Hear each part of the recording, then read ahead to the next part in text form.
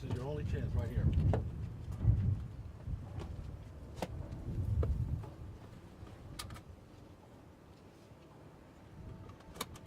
Anisha, you don't have any words to say about this, about Jacaden? No words for the family at all?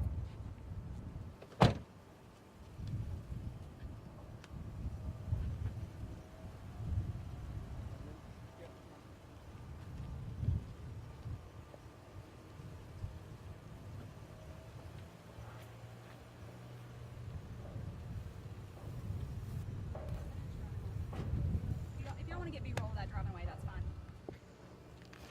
I do. Go ahead. Go ahead. I won't start without you.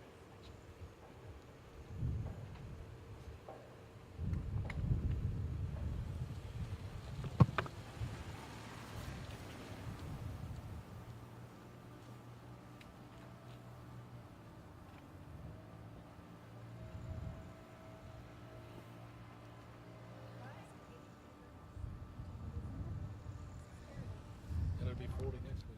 Or if you want that. Just Okay. get on this side of me. That's fine.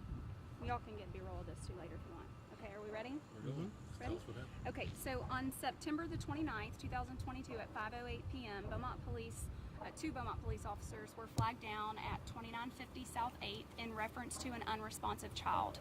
Our officers quickly jumped into action and began CPR on the infant and continued life-saving measures until Beaumont EMS arrived.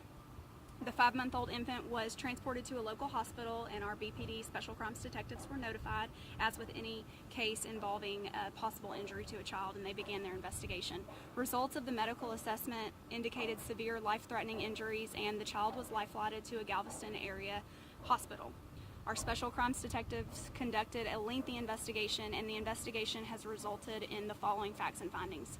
Jacaden Shaw, 5 months old, suffered from severe abusive trauma that caused devastating injuries, ultimately leading to the cardiopulmonary arrest on September the 29th, 2022. The injuries were not accidental, they were inflicted on him.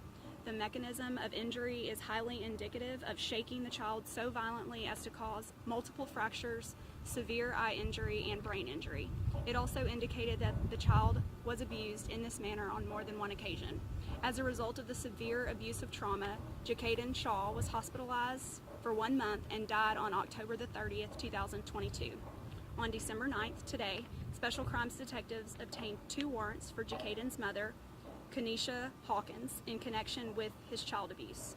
The warrants were issued by Judge Ben Collins and are for injury to a child by act, meaning causing the serious bodily injury, which is a first-degree felony, and injury to a child by omission, which is the time frame that he was injured and she refused and denied him medical treatment, which is also a first-degree felony.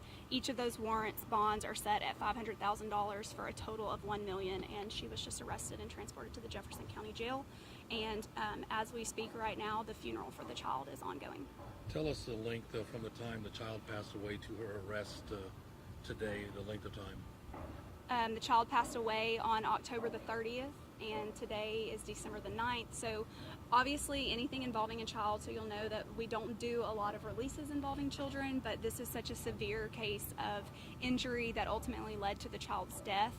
It is a parent's responsibility to protect their child, and when that doesn't happen, that's where we step in, and our detectives worked tirelessly, months and months, many hours in this investigation, interviewing a lot of people and trying to get down to the bottom of what happened. Of course, we all know that autopsies and medical findings take time, and so that's what we were waiting on, to get all the evidence and to be sure that we were getting the right person. There's not a doubt in our mind that we have the right person in custody, and we hope that this brings some semblance of justice to a child whose life was cut entirely too short at the hands of the person who was supposed to protect them.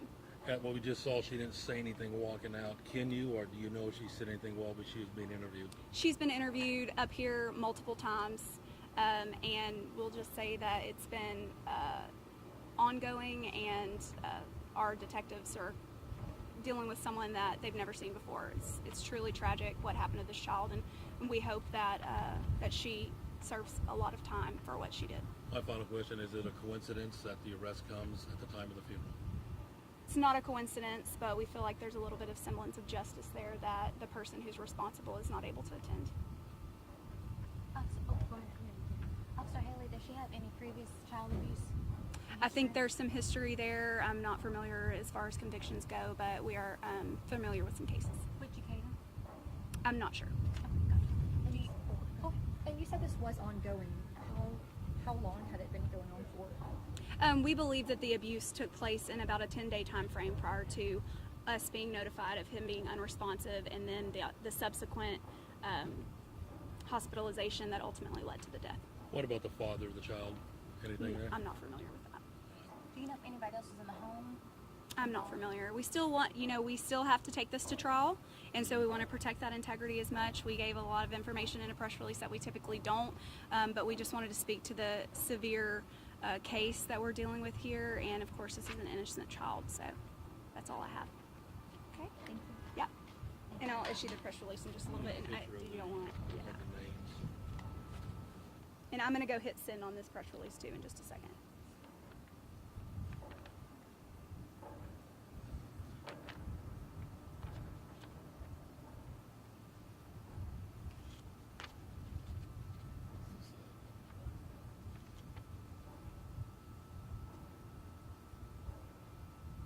And you'll see there's a date on this picture that's not too far from the time that he became severely injured. So.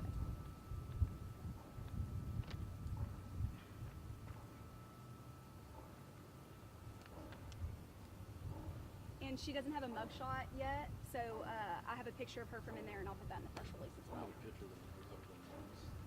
Oh, the names.